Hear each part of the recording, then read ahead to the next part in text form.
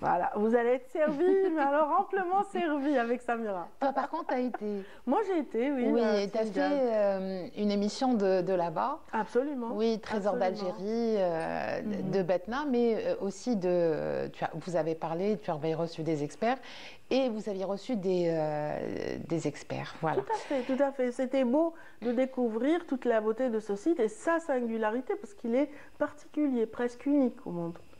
Oui, si au départ il faisait 12 hectares, il s'est étendu avec les générations suivantes, à 90 hectares. Donc c'est un site c'est une cité. C'est une grande cité. C'est une cité qu'on dit heureuse, parce que il y a une plaque de jeu là-bas, une plaque, je veux dire, en pierre, par terre, où il y a 3 citations. Je vais essayer de les citer. C'est Venera Lavari, qui veut dire chasser et se baigner dans un premier temps. Oui. Il y a aussi Lodare ridere, qui veut dire jouer et rire. Et enfin, okes vivere, qui veut dire c'est ça la vie. C'est-à-dire que cette cité, Timgad elle était surnommée la petite ville heureuse. Voilà.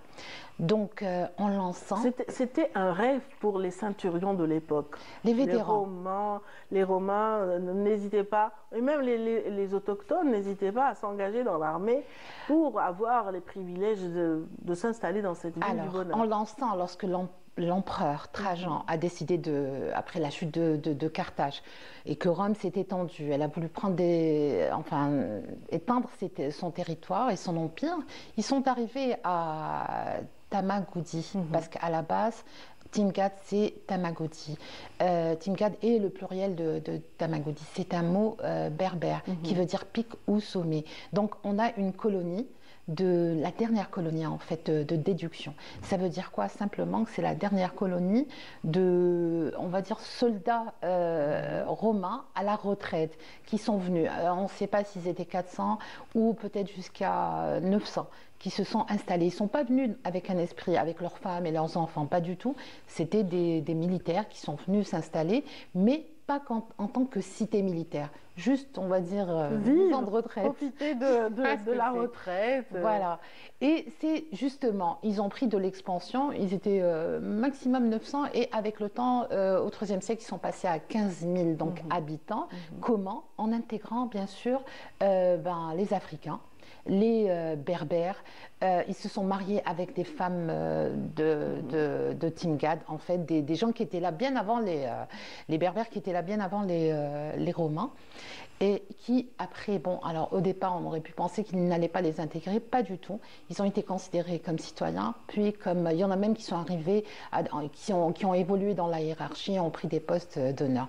Alors Timgad, c'est quoi? C'est une cité qui, avec le temps, est devenue, j'ai envie de dire, presque un empire, puisqu'on a une carte, je ne sais pas si Emerald peut la... Ça y est, on a vu passer tout à l'heure, on l'a vu. Donc, on voyait déjà Lambèze, donc qui n'est pas loin. Oui, mais surtout, la carte où on indique le nombre de choses qu'il y avait dans la cité, entre autres une très grande... Des vestiges. Exactement. Une très grande... une reconstitution plutôt des lieux qui ont existé, des monuments qui ont existé là-bas. C'est une cité qui était organisée autour de thermes, parce qu'il y a toujours des thermes, et il y en a il y en a des dizaines et des dizaines. Il y en a 14 qui sont dédiés aux visiteurs de la cité, mais dans toute la cité, il y en avait. Il y avait une très très grande bibliothèque, pour dire que à Timgad, la culture était très importante. Le portrait qu'on a vu, c'était le portrait de Trajan et sa sœur Marciana, si elle l'a passé. Voilà.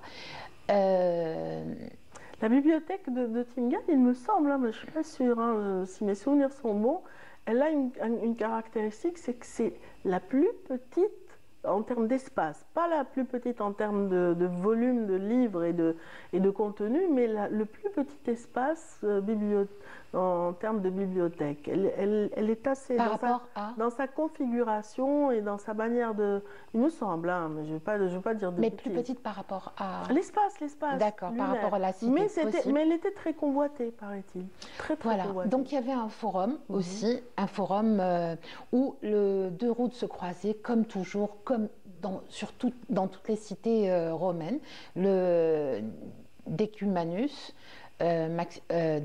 Decumanus et le Cardo Maximus. Voilà. Eux, ils font toujours ces routes qui se croisent et qui aboutissent au forum. Ce sont les routes. Je crois que c'est là, non? Ouais, ça va. Oui, le Decumanus qui va de l'est à l'ouest et le Cardo Maximus qui va du sud vers le nord. Voilà, ils s'orientaient comme ça. Il y a ces immenses colonnes. Il y avait bien sûr le Capitole, donc l'édifice religieux. Il y avait des basiliques au niveau. Alors au IIIe siècle, il y en avait à peu près 4. Il y en a eu plus après. Et il y avait en fait toute une cité, des maisons, des villas. Il y avait un amphithéâtre, bien sûr. Le théâtre, il prenait. Je crois que celui de Tipaza était bien plus grand que celui de Timgad. Celui de Timgad, il prend jusqu'à 3500 spectateurs. Voilà. Il y a donc des villas, des petites maisons, il y avait des commerces. Au départ, tout ça n'existait pas. Sur 12 hectares, ils se sont installés lentement mais sûrement et ils ont intégré toutes ces choses importantes qui ont été rajoutées pendant des décennies ou peut-être même des siècles. Voilà. La cité est passée à 15 000 habitants au IIIe siècle. C'était florissant. Alors, qu'est-ce qui marchait là-bas? C'était l'huile d'olive et le blé. Toute la région, à partir de Stif, du Mila, qui était le grenier de Rome. De Rome, tout à fait. Donc c'est un lieu vraiment très riche, très important. Il a été, à partir après l'arrivée des Byzantins, il a commencé à décliner, voire s'ensabler jusqu'à l'époque contemporaine où il y a eu des fouilles et on a pu avoir ce qu'on a. Il est classé depuis 1982 donc au patrimoine mondial de l'UNESCO. Il faut le protéger, il faut le préserver, il ne faut pas construire à côté, il ne faut pas faire passer des camions dessus, il ne faut pas bétonner. Et on a un festival qui a lieu, je crois, chaque année depuis plus de 10 ans, le festival de Timgad. Pendant un certain temps, le festival avait lieu dans l'amphithéâtre romain lui-même, et puis après, ils ont délocalisé pour protéger le site, justement. Voilà, ils ont construit un beau théâtre dans un espace mitoyen. Et donc, le festival a été délocalisé pour préserver la pierre, pour préserver cet édifice qui a résisté au temps. Il résistera, Inch'Allah, encore plus, puisqu'il est, Timgad est surnommé la Pompéi de l'Afrique du Nord. Et il y a de quoi. Il y a de quoi, voilà. On peut se demander pourquoi ils se sont installés dans les terres comme ça, puisque... Parce qu'il y avait de la prospérité.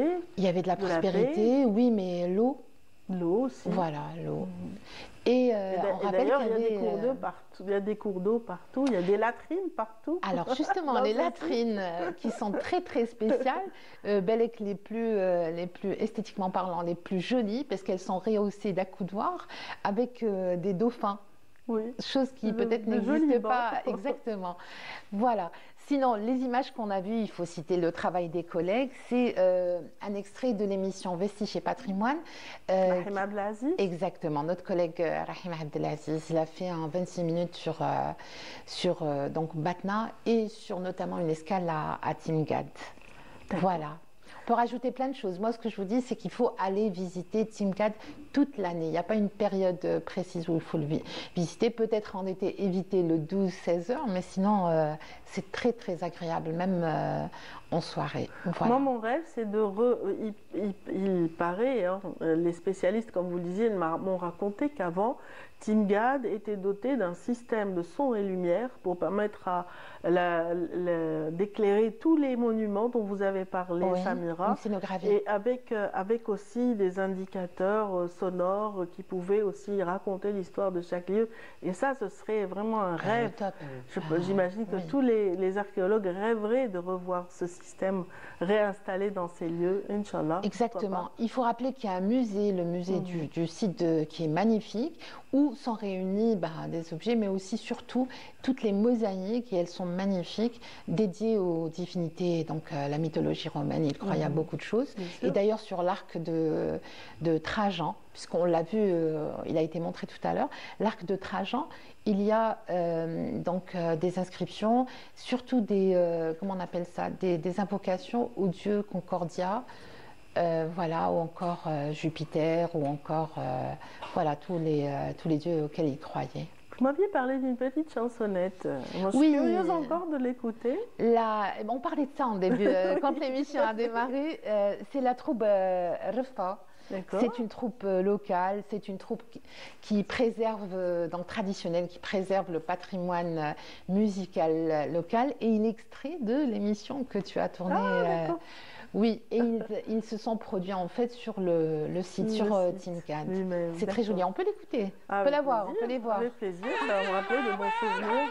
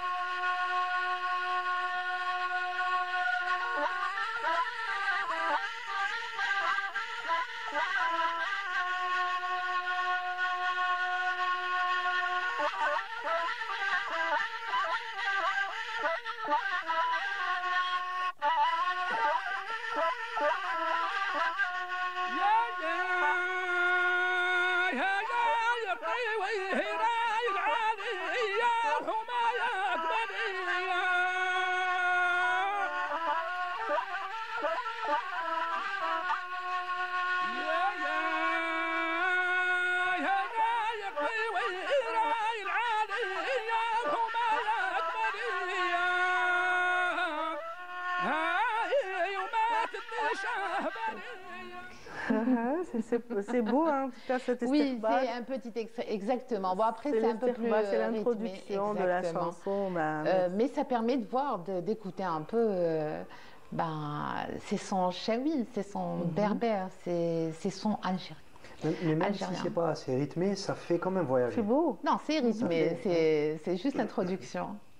Voilà. Alors, convaincu, vous allez faire un tour à TeamGAD un de ces jours? Déjà, je suis très satisfait par le tour qu'on vient de faire. Petit tour. TeamGAD est à 20 km du chef-lieu de Batna. C'est pas très loin d'Alger. C'est après Constantine. On peut le visiter. C'est pas très loin. C'est très agréable. La route est très agréable. Déjà, à Constantine, on fait une halte et on visite. Et Batna est une très belle ville. Voilà. On salue justement les habitants de Batna.